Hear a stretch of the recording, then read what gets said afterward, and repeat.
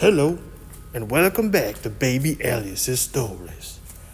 We now return to Fang by Jack London. Part 3, Chapter 4, The Trail of the Gods. In the fall of the year, when the days were shortening and the bite of the frost was coming into the air, White Fang got his chance for liberty. For several days there had been a great hubbub in the village. The summer camp was being dismantled, and the tribe, bag and baggage, was preparing to go off to the fall hunting. White Fang watched it all with eager eyes. And when the teepees began to come down and the canoes were loading at the bank, he understood. Already the canoes were departing, and some had disappeared down the river. Quite deliberately, he determined to stay behind. He waited his opportunity to slink out of camp to the woods. Here, in the running stream where ice was beginning to form, he hid his trail. Then he crawled into the heart of a dense thicket and waited. The time passed by, and he slept intermittently for hours. Then he was aroused by Gray Beaver's voice calling him by name. There were other voices. White Fang could hear Gray Beaver's squaw taking part in the search, and Mitsa, who was Gray Beaver's son. White Fang trembled with fear. Though the impulse came to crawl out of his hiding place, he resisted it. After a time, the voices died away, and some time after that he crept out to enjoy the success of his undertaking. Darkness was coming on, and for a while he played about among the trees, pleasuring in his freedom. Then, and quite suddenly, he became aware of his loneliness. He sat down to consider, listening to the silence of the forest, and perturbed by it. That nothing moved nor sounded seemed ominous. He felt the lurking of danger, unseen and unguessed. He was suspicious of the looming bulks of trees and of the dark shadows that might conceal all manner of perilous things. Then it was cold. There was no warm side of a teepee against which to snuggle. The frost was in his feet, and he kept lifting first one forefoot and then the other. He curved his bushy tail around to cover them, and at the same time he saw a vision. There was nothing strange about it. Upon his inward sight was impressed a succession of memory pictures. He saw the camp again, the teepees and the blazes of fires. He heard the shrill voices of women, the gruff basses of men, and the snarling of the dogs. He was hungry, and he remembered pieces of meat and fish that had been thrown him. Here was no meat, nothing but a threatening and inedible silence. His bondage had softened him. Irresponsibility had weakened him, and he had forgotten how to shift for himself. The night yawned about him. His senses, accustomed to the hum and bustle of the camp, used to the continuous impact of sights and sounds, were now left idle. There was nothing to do, nothing to see nor hear. They strained to catch some interruption of the silence and immobility of nature. They were appalled by inaction and by the feel of something terrible impending. He gave a great start of fright. A colossal and formless something was rushing across the field of his vision. It was a tree shadow flung by the moon, for whose face the clouds had been brushed away. Reassured, he whimpered softly. Then he suppressed the whimper for fear that it might attract the attention of the lurking dangers. A tree, contracting in the cool of the night, made a loud noise. It was directly above him. He yelped in his fright. A panic seized him, and he ran madly toward the village. He knew an overpowering desire for the protection and companionship of man. In his nostrils was the smell of the camp smoke. In his ears the camp sounds and cries were ringing loud. He passed out of the forest and into the moonlit open, where were no shadows nor darkness. But no village greeted his eyes. He had forgotten. The village had gone away. His wild flight ceased abruptly. There was no place to which to flee. He slunk forlornly through the deserted camp, smelling the rubbish heaps and the discarded rags and the tags of the gods. He would have been glad for the rattle of stones about him, flung by an angry squaw, glad for the hand of Gray Beaver descending upon him in wrath, while he would have welcomed with delight Lip and the whole snarling, cowardly pack. He came to where Gray Beaver's teepee had stood. In the center of the space it had occupied, he sat down. He pointed his nose at the moon. His throat was afflicted by rigid spasms. His mouth opened, and in a heartbroken cry bubbled up his loneliness and fear, his grief for Kichi, all his past sorrows and miseries, as well as his apprehensions of suffering and dangers to come. It was the long wolf howl, full-throated and mournful, the first howl he had ever uttered. Oh.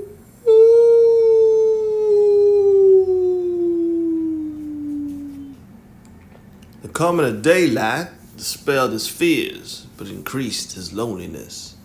The naked earth, which so shortly before had been so populous, thrust his loneliness more forcibly upon him.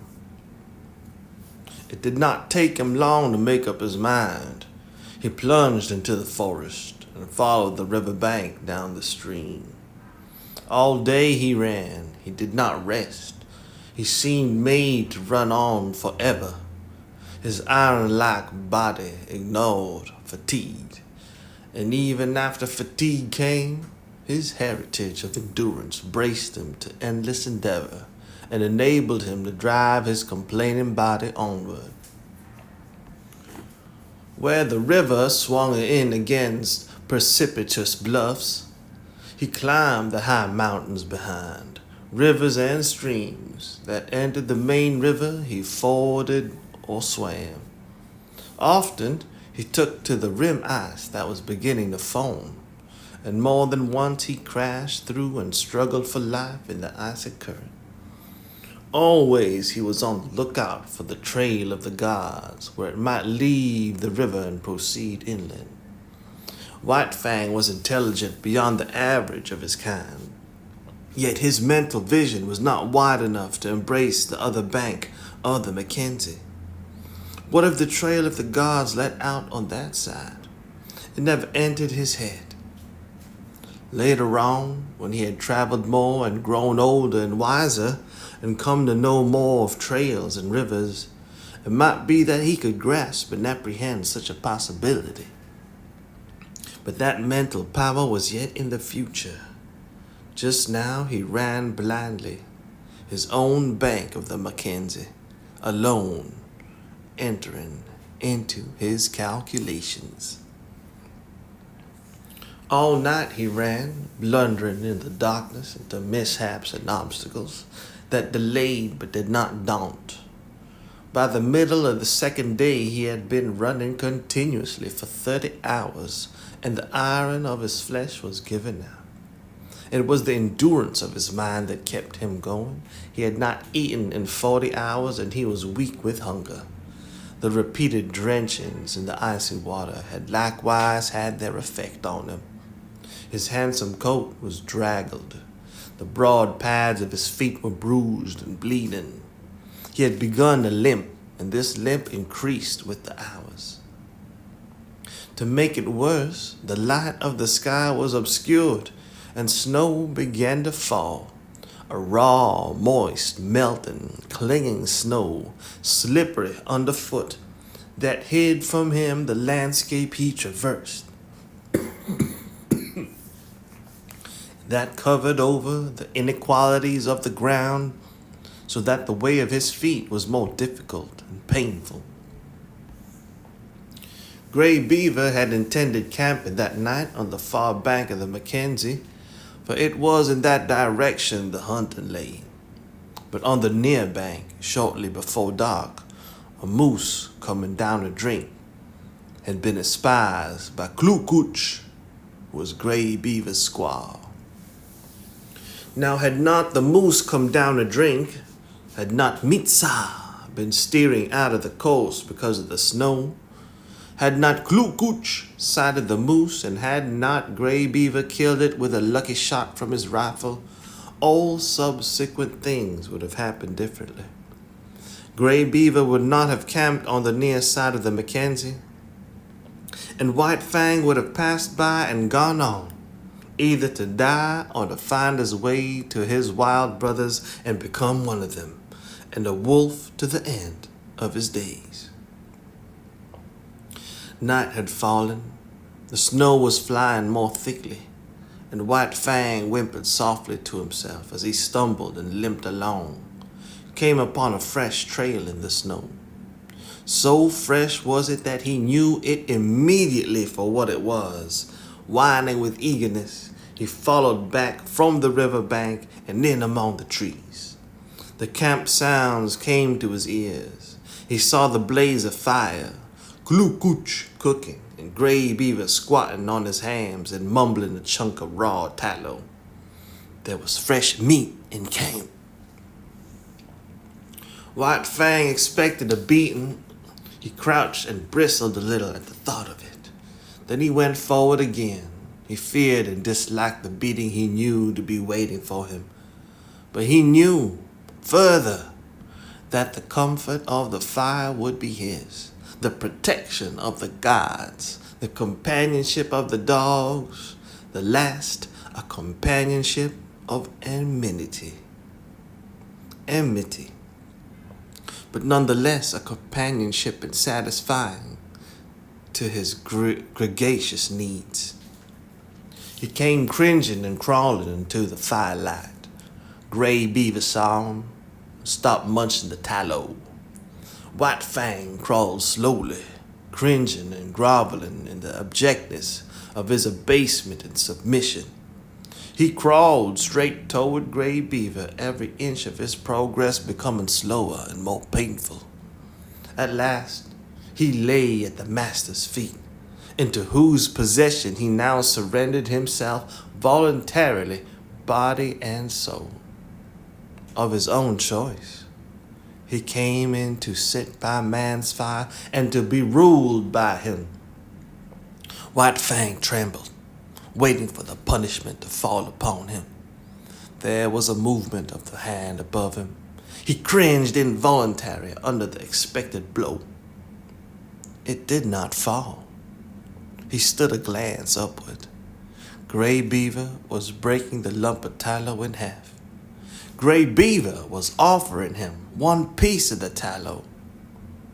Very gently and somewhat suspiciously, he first smelled the tallow and then proceeded to eat it.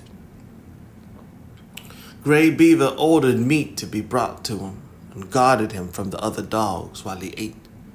After that, grateful and content, White Fang lay at Gray Beaver's feet, gazing at the fire that warmed him, blinking and dozing, secure in the knowledge that the morrow would find him, not wandering forlorn through the bleak forest stretches, but in the camp of the man-animals, with the gods to whom he had given himself, and upon whom he was now dependent.